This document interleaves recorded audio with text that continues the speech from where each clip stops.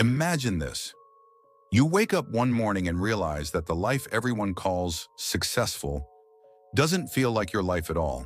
You have a job, you have a family, you have security. But inside your head, one question keeps repeating, is this really who I am? Paul Gauguin asked himself that question, and it changed everything. He walked away from everything society told him to value, a career, a home, a stable future. But why? Was it courage? Was it selfishness? Or was it desperation? He believed something dangerous. Civilization kills the soul. Nature brings it back to life. So he went searching. Searching for color, for freedom, for meaning, for himself. But here is the real question. When you run away from the world, do you actually find yourself?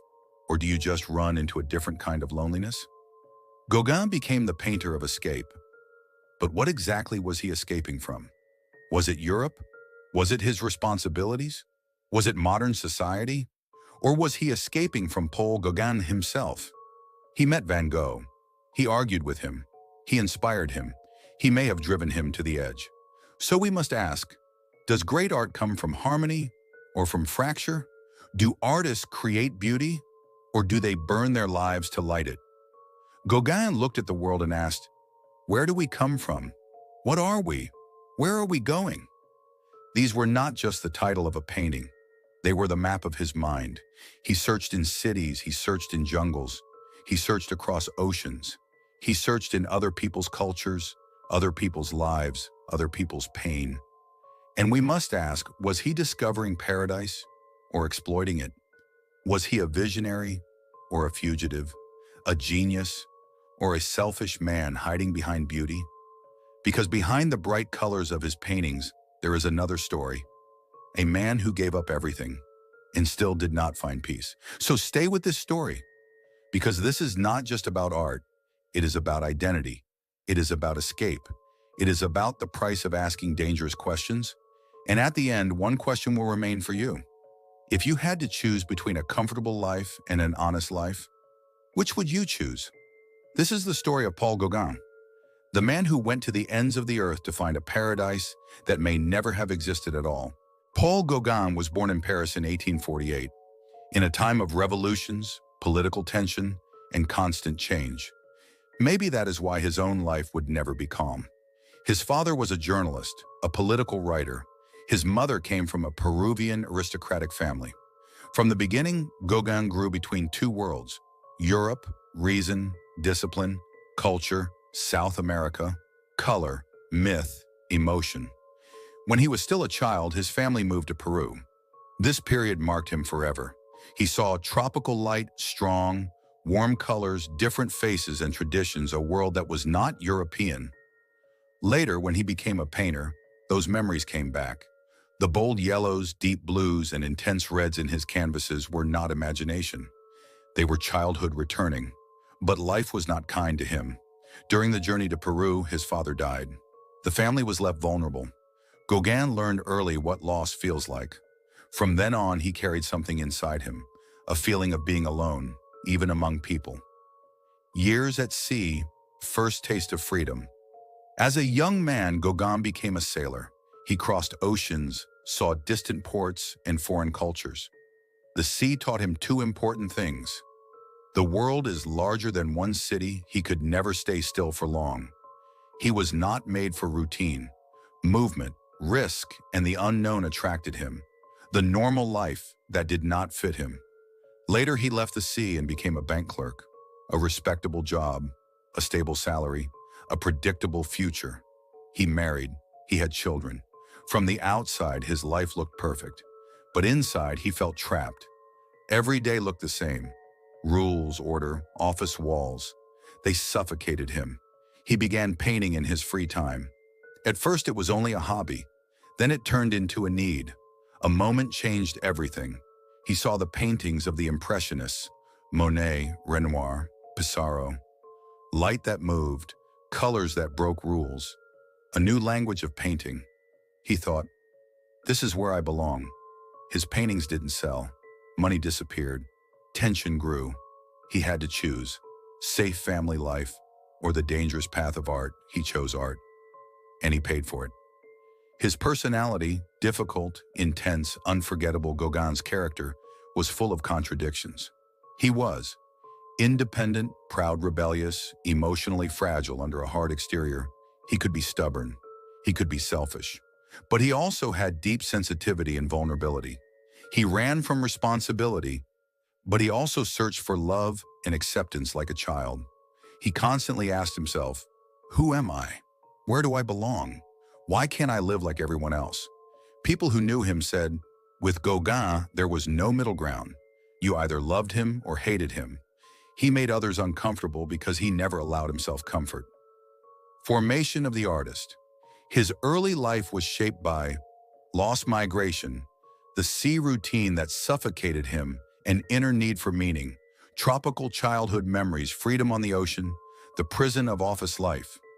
All of this formed the Paul Gauguin the world would later know. At his core, one question burned. Do I live the life society wants, or the life my soul wants? He chose the second one. It was not easy. It was not safe, but it was his. At one point in his life, Paul Gauguin made a radical decision. He would leave Europe. He was tired of factory smoke, gray cities, rules, money, and civilized life. In his mind, there was another place, pure, untouched, closer to nature, a lost paradise. That place was Tahiti. Gauguin believed, the farther people move away from nature, the farther they move away from themselves. So he left Europe behind. He left comfort, family, familiar streets, and security. In front of him was only the ocean and uncertainty. Arrival, the first shock of paradise. When Gauguin reached Tahiti, he could hardly believe what he saw. In front of him, deep blue ocean, golden sand burning in the sun palm trees, casting long shadows, barefoot people walking slowly, bright colors. Simple smiles. Life here moved at a different rhythm. No one rushed for trains. No one lived by clocks. No one wore stiff suits. For Gauguin, this was not just an island. It was the living picture of the paradise he had been imagining. His painting changed. Colors began to speak in Tahiti. His art transformed completely. The gray tones of Europe disappeared. On his canvas appeared hot yellows, burning reds, deep purples, powerful greens. Tahitian women became central figures in his work. Calm faces, still poses, silence full of meaning. Bodies that belonged to nature, not fashion. His paintings were not only about bodies, they were about states of soul. He said, here, people belong to nature. In Europe, nature belongs to people. What was he really searching for? Gauguin did not go to Tahiti only for color and light. He was searching for answers. Who am I? Where do I belong? What is happiness? One of his greatest works carries those questions in its title. Where do we come from? What are we? Where are we going? This was not only the name of a painting, it was the map of his mind, the shadow behind paradise. But Tahiti was not only paradise. Reality was harsher. He was poor, often sick. Medicine was hard to find, his body weakened. Colonialism was destroying local culture. European diseases were killing native people. Pure life was already disappearing. Gauguin saw both beauty and tragedy. He himself was also controversial. He married very young local girls. He left his family behind. He could be selfish, demanding, and harsh. So the question remains, was he searching for freedom or running away from responsibility? Toward the end, silence and loneliness. As Gauguin grew older on the islands, one thing did not change. He was still searching for himself. His paintings became deeper, more mysterious. The colors stayed bright, but they carried sadness inside them. He painted paradise, yet inside him there was still a storm. Conclusion: paradise on paper. So what did Gauguin find in Tahiti? The paradox is, he found the freedom he wanted, but not the peace he needed. For him, Tahiti was a return to nature, a rebellion against Europe, a question to himself. Maybe he never found a real paradise, but he did something else. He created paradise on paper. And when we look at his paintings today, we also find ourselves asking, where would I be happy? Every great artist has two stories, the one that hangs in museums and the one that follows them like a shadow. Paul Gauguin was not only the painter of paradise, he was also a man surrounded by controversy, contradiction, and darkness. Let's step into that shadow. The man who walked away. Gauguin is often celebrated as the man who rejected society to follow art. But there is another way to tell that story. He walked away from his job, he walked away from Europe, and he also walked away from his family. His wife and children remained behind while he chased a dream across oceans. He chose art, and the price was people. So the first question is uncomfortable. Was this courage or selfishness? Paradise, with cracks in it. In Tahiti, he painted paradise, sunlit bodies, quiet faces, lush jungles, and mythic calm. But the paradise he painted was not the full truth. The real Tahiti was under colonial rule. Native culture was being crushed. Diseases brought from Europe were devastating the population. Gauguin saw all this, and yet he still searched there for his dream. He wanted purity in a place already wounded. Controversial relationships. One of the darkest parts of Gauguin's story is his relationships. He lived with very young local girls. He married some under local custom. He treated them as muses, companions, symbols in his art. Today, this raises unavoidable questions. Was he in love with people, or with his own fantasy of primitive innocence? Was he escaping Europe, or hiding from responsibility? Even in his own time, some people were disturbed. Today, many see this part of his life as deeply troubling. Great art does not erase moral questions. Sometimes it makes them sharper. Illness, danger, and self-destruction. Gauguin lived wildly. He worked obsessively. He ignored his health. He suffered from serious diseases. His body weakened. Pain became constant, but he did not slow down. There is a sense that Gauguin was always pushing himself toward the edge, as if peace was something he didn't trust. He drank. He argued. He destroyed friendships. He was brilliant and difficult to be near. He could inspire people, and he could hurt them, often both at the same time. Ego and genius, inseparable. Gauguin believed he was destined for greatness. He said things that sounded almost prophetic. "I am a great artist. The world just doesn't know it yet."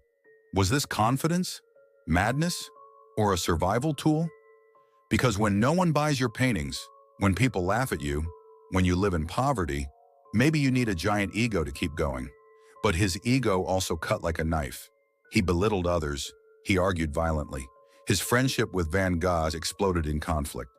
Two geniuses in one small house was like lightning trapped in glass. Something had to break. The man behind the colors. When we look behind the gorgeous colors of his canvases, we see a man in pain, a man running, a man who burned bridges, a man who created beauty from chaos. He was neither saint nor monster. He was a human being with brilliance and blindness living in the same heart. And this is the real dark question. Do we love the art so much that we forgive the artist anything? Or should we hold both truths at once? His paintings changed art forever. His life harmed people around him. Both things can be true. Conclusion. The shadow that remains. Paul Gauguin searched for paradise. He found beauty. He found color. He found freedom. But he also found his own darkness, and sometimes he became darkness for others. His legacy forces us to ask, can great art come without great damage? Do we separate the artist from the art? Or are they forever tied together? His paintings glow like sunlight. His story does not. And maybe that is why he still fascinates us. Because Paul Gauguin reminds us that paradise and shadow can live in the same man. In the last years of his life, Paul Gauguin was far from the museums that would one day celebrate him. He was not famous. He was not rich. He was not the legendary painter we speak about today. He was a sick, aging man living on a remote island in the Pacific, feeling his strength slowly leaving him. Alone at the edge of the world, Gauguin settled in the Marquesas Islands, even farther than Tahiti. It was almost the end of the map, the place where the world seemed to fade into ocean. He lived in a small wooden house. Sometimes he could not afford food. Sometimes he could hardly walk because of pain. Illness followed him. Infections, heart problems, advanced syphilis, constant fatigue. But even then, he continued to paint. Almost every day with shaking hands, he picked up his brush. It is as if he thought, if I stop painting, I will stop existing. Conflict until the end. Gauguin did not become calm with age. He fought with colonial authorities. He challenged missionaries. He defended local people when he believed they were treated unfairly. He wrote angry letters to officials and friends. He argued, protested, shouted with words. He was still the same Gauguin, restless, rebellious, unable to be silent. The final days, his health collapsed. He had ulcers on his legs. His heart was weak. Pain broke his sleep. There were days he could not leave his bed, and others when he forced himself to paint anyway. In May 1903, in his small house on Hiva-Oa Island, Paul Gauguin died quietly at the age of 54. No crowds gathered, no speeches were given. There was no great funeral. The world did not yet know who it had lost. He was buried in a simple grave on the hillside, the ocean wind moving through the grass above him. What happened after his death? And then something strange happened. After he died, his paintings woke up. Collectors became interested. Dealers began to buy. Prices rose. Museums paid attention. The man who could barely pay rent while alive became priceless when he was gone. Students studied his colors. New painters followed his courage. Without Gauguin, there would be no Fauvism, parts of Expressionism, and even Picasso's bold steps into modern art. He broke the idea that art must imitate reality. He showed that color could speak emotion, and that painting could be a dream, not just a mirror. What remains of him, Gauguin left behind? Controversy, pain, unforgettable beauty, and questions that still disturb us. He reminds us that genius is not gentle, that searching for paradise can hurt people, and that the human soul is not simple. Was he a hero of art? Was he selfish? Both can be true. He was a man who refused an ordinary life and paid the price for it with his health, relationships, and peace. Conclusion: the artist who became immortal. Paul Gauguin died far from the world, but his works traveled where he could not. They hang now in great museums, surrounded by silence and astonished faces. He once asked, "Where do we come from? What are we? Where are we going?" He never found complete answers, but he left us something else: images that refuse to die. And that is the paradox of Gauguin. The man perished on a distant island, but the painter became eternal. In the end, Gauguin searched his whole life for color, for freedom, for meaning. Maybe he never fully found it, but he left behind art that will never die. If you enjoyed this journey into his world, stay tuned with us, like the video, and subscribe for more hidden stories from history, because the next story may change how you see the world.